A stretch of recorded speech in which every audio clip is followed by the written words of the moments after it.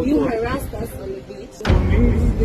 Can you say that? قررت جهات التحقيق بنويبع إخلاء سبيل السائح البولندي صاحب واقعة التحرش بفتاتين في مدينة دهب بضمان مالي ما لم يكن مطلوبا لسبب آخر، وإلغاء تأشيرته وترحيله ووضعه على قوائم الممنوعين من دخول مصر. وكان المتهم ويدعى أندريا سيلوستر، وهو بولندي يهودي تحرش بفتاتين بمنطقة الزرنوق بمدينة دهب، وادعى أن أرض دهب أرض إسرائيلية، وظل يهذي بكلمات غير مفهومة. وسجلت إحدى الفتيات مقاطع فيديو له وبثته على مواقع التواصل الاجتماعي، وتقدمت الفتاتين ببلاغ ضده، وتم القبض عليه وإحالته إلى النيابة العامة. وبعد تحقيقات استمرت لساعات طويلة تم إخلاء سبيله. وأكد مصدر مسؤول بدهب أن السائح يدعى أندريا سيلوستر، بولندي الجنسية يهودي الديانة، من مواليد شهر أبريل عام 1989 بمنطقة إيتابوليسكا بجمهورية بولندا، وكان يقيم بمنطقة الزرنوق بمدينة دهب وقت تحرشه بفتاتين خلال وجودهم على الشاطئ.